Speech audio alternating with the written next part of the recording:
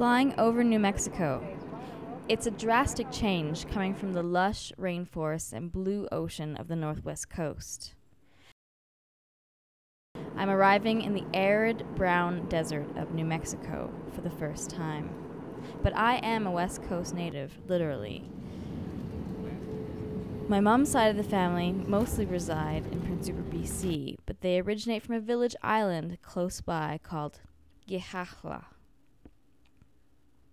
I'm on a hunt in Santa Fe. I'm trying to discover what makes this place such a lure for Indigenous artists from all over North America. Santa Fe is home to over 300 galleries and a population of only 70,000, many of whom are Indigenous professional artists. Vancouver was such an art hub for me, especially Indigenous art hub, and I've been looking to find a new Indigenous art hub, and I heard that this was pretty much the #1 place for artists and Native artists. I hope to meet the life source behind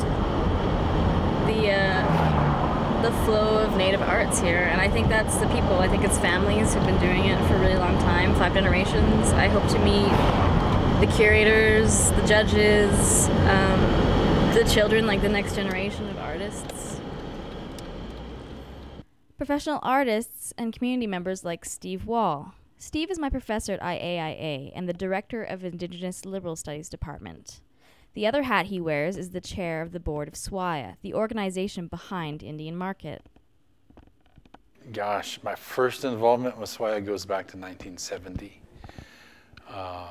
My mother-in-law had a booth here as those early days when you could drive up to Santa Fe, and we left out of Jemez really early in the morning and drove up to Santa Fe with a little card table and a bunch of pottery, and we walked up and rented a booth for $15. Got back into SWIA, got back into Indian Market in '91 with sculpture and jewelry, and been there ever since. And I remember when I first entered my own booth in '77, I did win an award in a category called experimental jewelry, which is no longer there. So that kind of recognizes that SWIA is open to experimental things. So in 2002, I put a piece of sculpture in called a technodotum, and some of the people who were judging and people who were taking items for judging didn't want to put it into the show because it was so radical. But the next year, the same concept, I won first place in that particular division. And to me, that was just really a neat thing because it shows how SWIA as a whole is flexible enough to meet the needs and demands of the artists as well as the marketplace. And it's not locked into one particular thing. So I've always thought that. After talking to an expert, I'm on my way to meet locals to see what they think of Indian Market. My name is Elena Ailes. I grew up in New Mexico. For me, Indian Market stands out most clearly in my mind as a child, eating well, playing with other kids, running around Santa Fe, running around the plaza. As an adult, it becomes a really different experience. Great art, great food. As someone who works downtown, it's a great opportunity for me to... And why it's such a big deal? Take advantage of being a waitress. The best time of year is Indian Market to be a waitress in downtown Santa Fe. My name is John Hagen. I'm from Haines, Alaska. What do you think the big deal is about Indian Market? There's art from across the country. Native American art from peoples from coast to coast. When I was in Alaska talking about moving to Santa Fe, a lot of people I know who said, "Oh, I've been there for Indian Market." So a lot of people it's a widely known thing, and when I went there, I was surprised at almost overwhelmed by the breadth of work there. I ran into a Tlingit artist that my wife was wearing a shirt from Haines, Alaska. That was Actually, it was about salmon. It said Chilkoot Wild on the back of it, which is one of the rivers that is from where I'm at. And the artist started talking to my wife, and he recognized the place. He's like, "Ah, Chilkoot. I know where that's at. Are you Chilkoot Wild?" He said to my wife. That's kind of she got embarrassed. But no, it's just the fact that there's a big melting pot.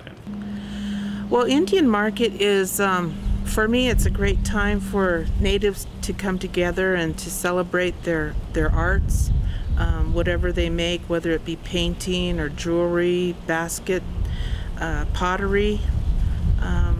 It's just a celebration of Native American arts, and I believe that's really important. What I find really interesting about Indian Market is you meet a lot of interesting people. Maybe about 10 or 12 years ago. No, it must have been probably about 10 years ago. My kids, they seen Nicolas Cage there downtown. I think he was like just getting through with Wind Talkers, and I've seen Rodney Grant, who I'm a big fan of, and Wes Studi, and so it's just a great time to come together with other natives. And it's a time to have fun, and you must do that. And then look for your little friends, because they're there. It's just a matter of finding them, and just be safe. There's some really woolly nights that happen. Really? Is there any woolly nights you remember? Or No, can that's share? just it. I don't remember them. But of course, people tell me about them. Oh, I saw you, and you were doing this, and I was like, oh my God, was I?